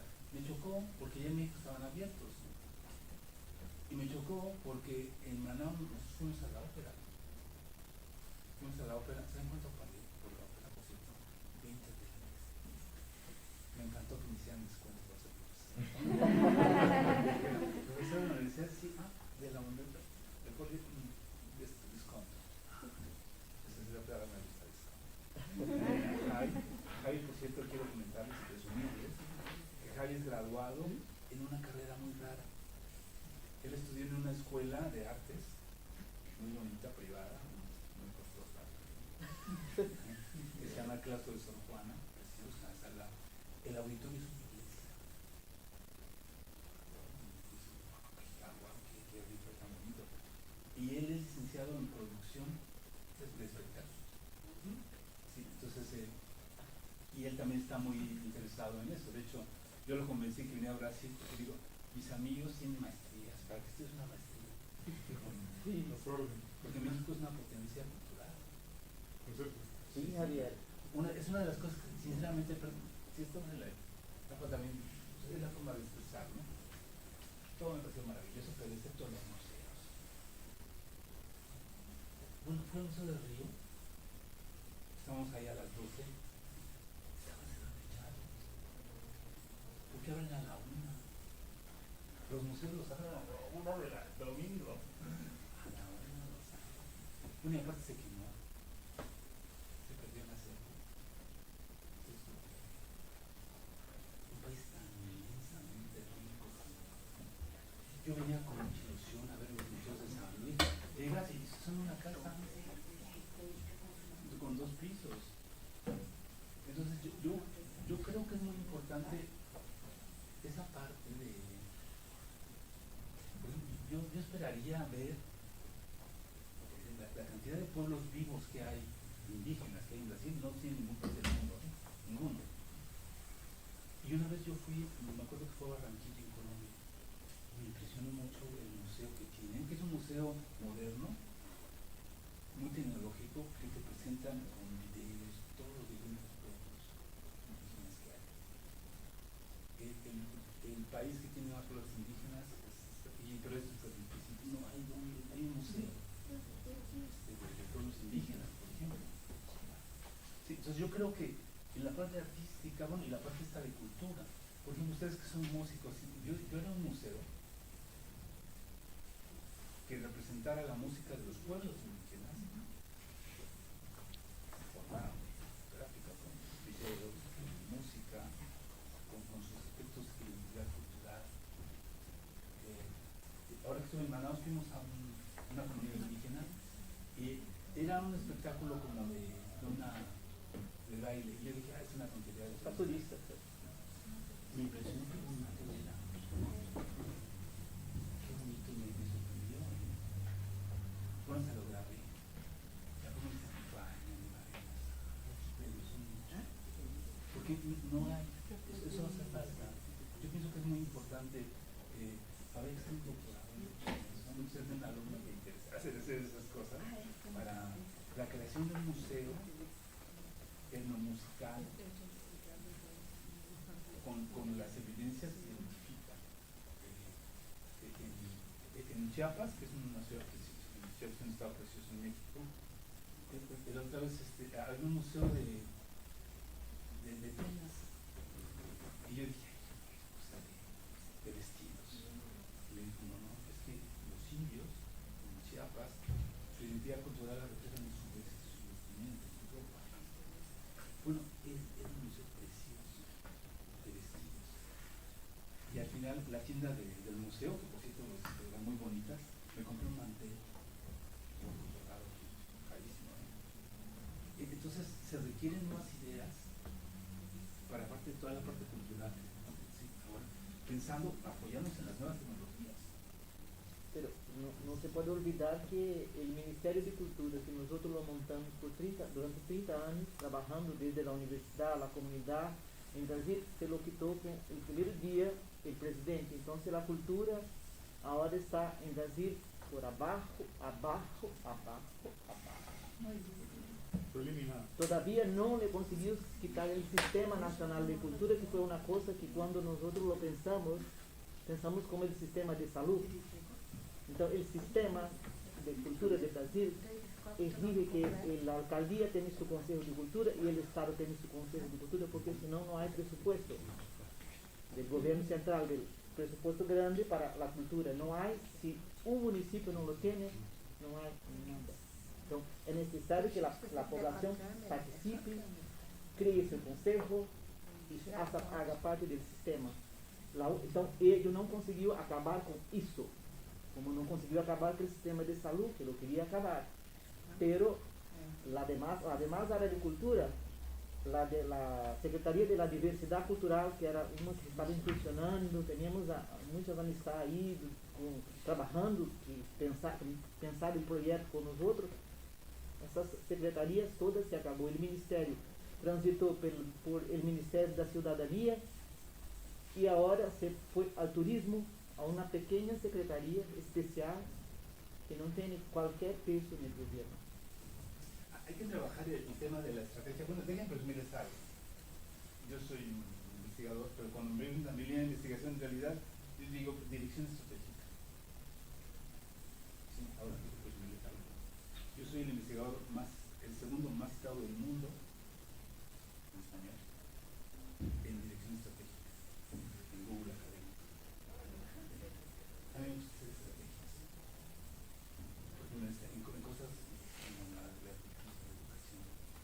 Yo quisiera también aprovechar aquí para placearme, como dicen las licenciadas, para venderme, para hacer estos proyectos, porque son gobiernos que van a cambiar. Son oportunidades. Lo que tiene que hacer la universidad es acompañar al gobierno, a las comunidades, en transformar la realidad. Investigación aplicada. Lo que hablamos ayer. Aplicar. Hacer esto. Entonces a mí sí me gustaría que se pensara con los recursos. También fuimos al Museo de Brasil. Solo fui por los museos. Y sí, el Museo de Leyes. Que por ejemplo quiero ir al museo que está aquí, en su casa, que es un hermoso. Pero dices, está muy bonito, pero por dentro pues, es un museo de arte temporal. Todo el tiempo cambiando. No hay una conexión permanente. Con la cantidad de millonarios que hay en Brasil. A mí me cae mal este libro. Es un archivo, un millonario, una vergüenza que genera alguien más mayor del mundo. Pero una de las cosas que celular. Pega o teu celular e escaneia o QR Code. Y es un museo precioso, el Museo Sumario, con una arquitectura única y es gratis.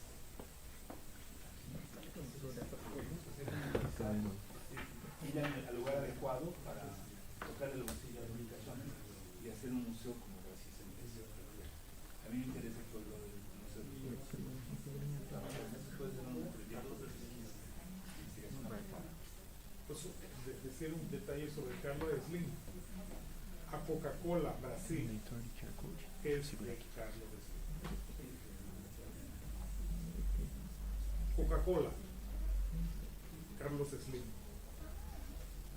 Pero tiene la tarifa más cara, es más cara la tarifa en México que aquí.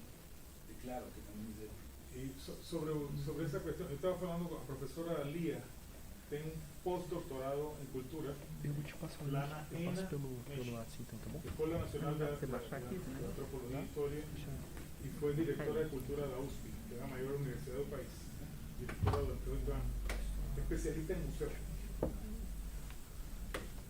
¿Qué significa eso? Todo lo que se faló, el profesor colocó sobre el museo, a potencialidad que Brasil tiene, pela sua museografía y pelas pesquisas que existen, centenas de pesquisas sobre el museo. Está pronto. O problema é que a área de cultura neste momento não é importante. São outras coisas importantes, não vou falar quais. Que você tem que se imaginar e completar comigo o pensamento. Eu penso o seguinte, que se há uma potencialidade total, aquilo que falou inicialmente, associação da universidade com as gestões municipais, estaduais, federais, tem que continuar a crescer cada vez mais. Mas alguma coisa está interrompendo. Eu não sei o que. Nem me perguntem. Tem que brincar, porque é uma brincadeira. É uma brincadeira. Está brincando com a gente, né? E eu sabe o que acontece? A universidade tem tempo para pesquisa e tem resultados críticos. Mas se a outra parte não quer saber dos resultados críticos, abafa, esconde. Sobre a questão da pandemia, desde el inicio que comenzó este en 2020, yo entendí esto como una biopolítica. Un concepto, hemos ahí ya levantamos varios documentos sobre qué significa biopolítica. Básicamente, utilizar una situación de vida o muerte políticamente. No estábamos preparados, ainda todavía no. Pero la biopolítica está siendo ejercida. Varias de las presentaciones que usted proyecté, creo que alimentan eso que estoy pensando desde el 2020. ¿Y qué acontece? Pienso que la gente no puede parar. La gente está en un, yo pienso, por lo menos lo que yo paso dentro de la Universidad Federal de Paraná, yo estoy en un espacio libre de pensamiento. Tenemos que ejercer eso. Sí, Tomás. Disculpa. Son algumas E ademais, ideias. complementando, por exemplo, na universidade, e o Arthur já falou isso, é o lugar que a gente equivoca e pode corrigir isso. Então, tanto é que aqui, como eu te falei, os textos das teses, dos mestrados vão com o título aberto até título provisório, que está aí mudando, conforme o aluno vai. Aí você vê o título final, normalmente não era nem aquele que ele pensava. Então, a universidade brasileira, ela dá essa possibilidade. Uma universidade pública e gratuita dá essa possibilidade. Equivoque, mas corrija. Não é pecado mortal para ninguém. Então, esse é um aprendizado que a gente passa para os alunos e fala para eles, olha, tudo bem, você leia isso, leia o Arthur. Ah, não, leia fulano. E vai indo, construindo o seu objeto a partir de quem os outros são para você saber quem você é. Senão você não vai chegar lá, você não vai ser um doutor. Né? Essa construção mental na nossa área, ela é muito, eu penso que ela é muito efêmera.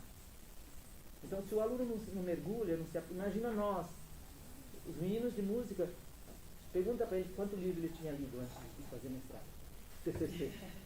Para ele, super excelente guitarrista, toca no Hard Rock Café, Ele já é de outra área, então ele já leu. Mas os meninos de música, eles têm que fazer eles têm que no trabalho de término de graduar e no mestrado, eles têm que fazer tudo o que nós fizemos como cientista social a vida inteira, ler. Né? Então, criar esse hábito de ler requer um tempo. Então, 2 anos de mestrado é muito pouco.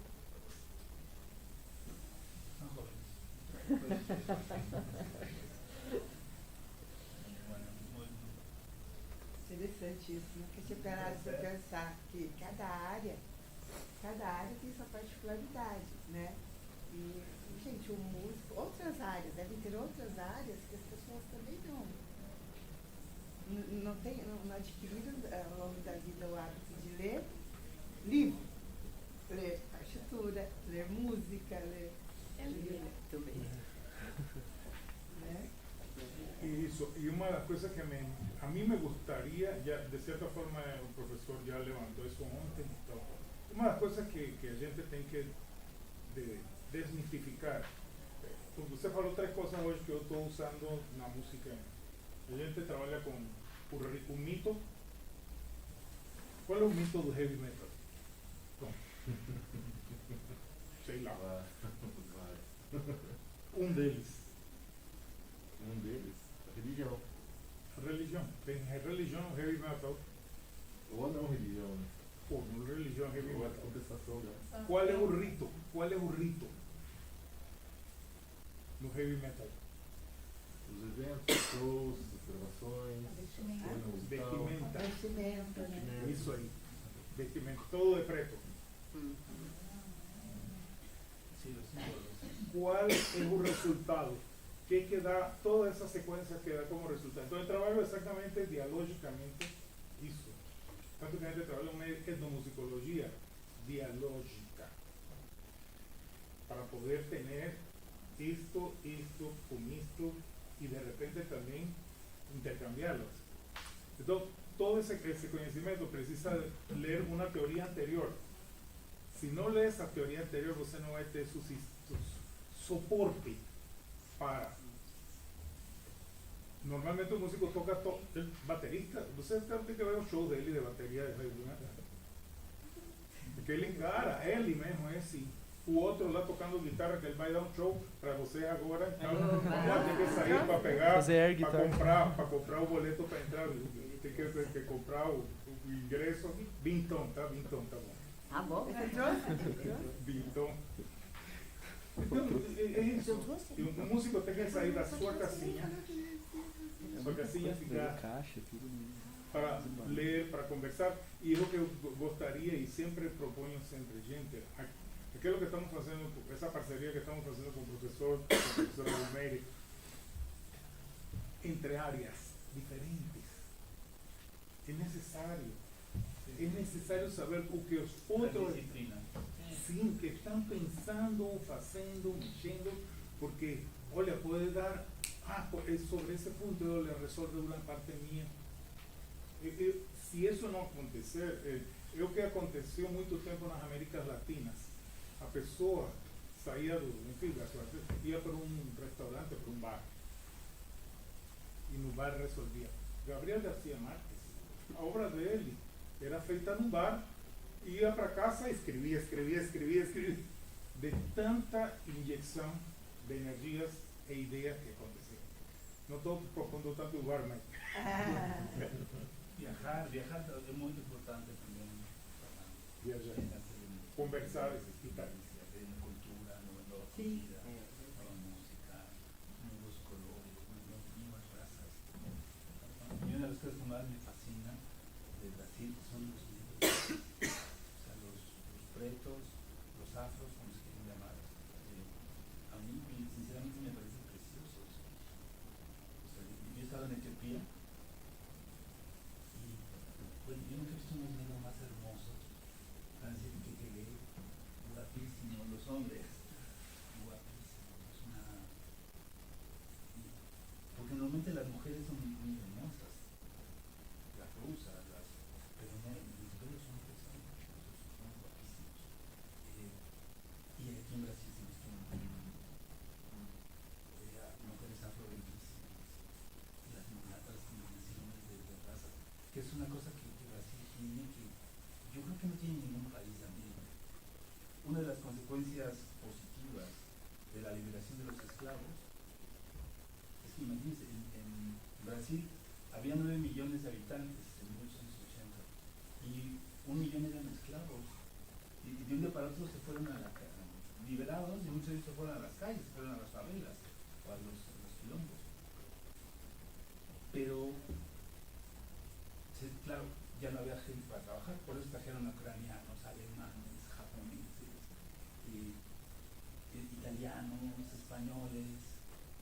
Y entonces esto ha creado, aquí se nota,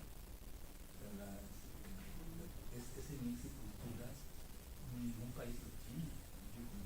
Yo conozco, de los 22 países, conozco 20. Me falta Panamá y Paraguay, pero sí, me parece que y es una riqueza también inmensa de Brasil, esa diversidad racial tan bella, ¿no? Pero hay un déficit de la cultura, perdonen que se los diga. Y también saben en qué, en los jardines botánicos. O sea, fuimos al de Río, que hoy carísimo, 60 reales por entrar, no me hicieron descuento. Bueno, no lo pedí, porque no sabía que había. Y fuimos por el orquidiario, ¿verdad? Está fechado. Y antiguo, hay mar, los había el Amazonas, que sí me hicieron descuento, delicioso, bellísimo. Pero fuimos al de Brasilia. Qué mala, se los regañé. Hay varias trilas que están desconectadas, una parte estaba cerrada, sin información, no, un desastre. Brasilia, la capital de Brasil, malísimo.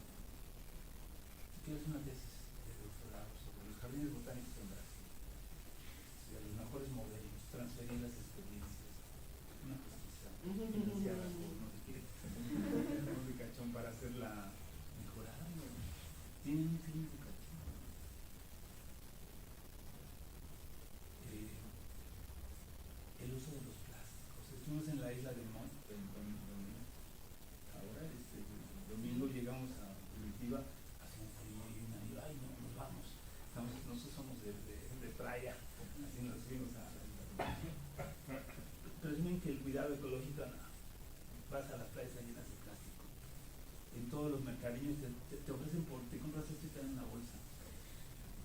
Samsaco, por favor, les decía. Samsaco, te dan un poco. Claro, Es reciclable, que si son unos segundos. Debería estar prohibido. No plásticos, mira que le van a visitar. Dicen los doblos y después eso se recicla. No hay cultura de la... Yo pienso que es muy importante poner ejemplos en la universidad. Yo he ido a muchas universidades donde nunca te ofrecen nada de esto.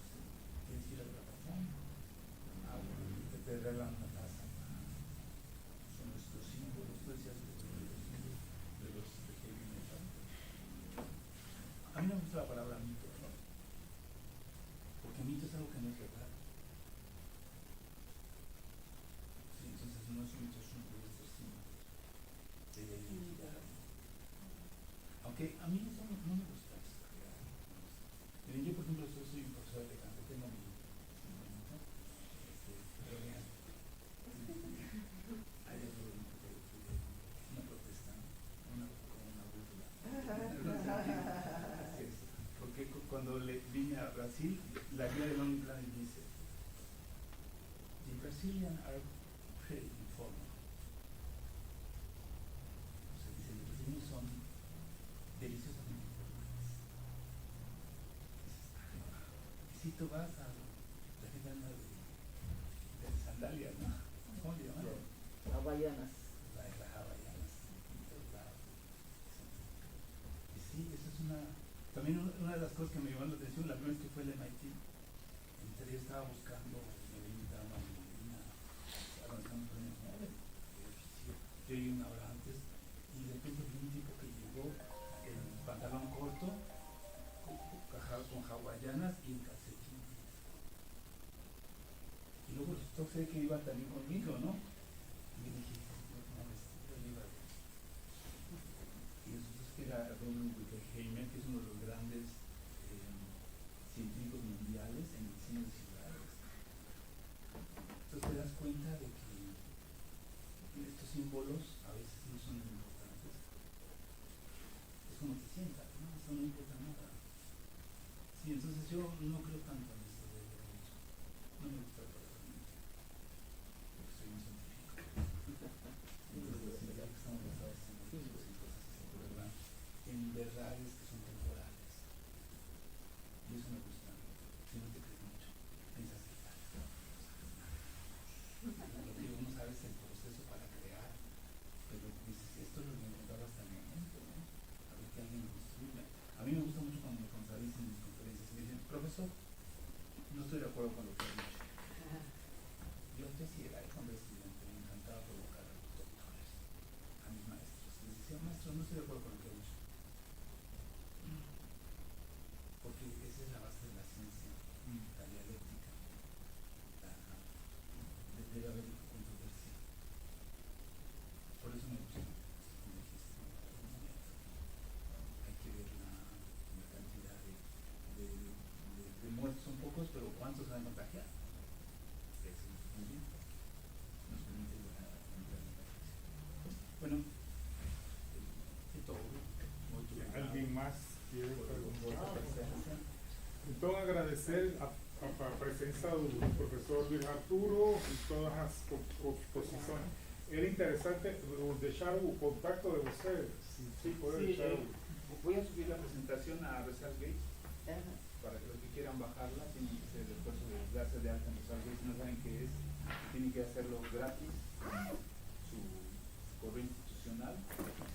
Y no es para que vean mi trabajo, para que estén en contacto con los investigadores que trabajan sus campos en todo el mundo. Es el repositorio más grande del mundo, es gratuito. Todo lo que esté ahí es gratuito. Por eso yo toda mi obra la tengo ahí, porque es gratuito. Yo creo mucho en eso. ¿Descontos? 100%. O no, me lo oración. Sí. Marque, gracias a todos por la presencia, un abrazo y una salva de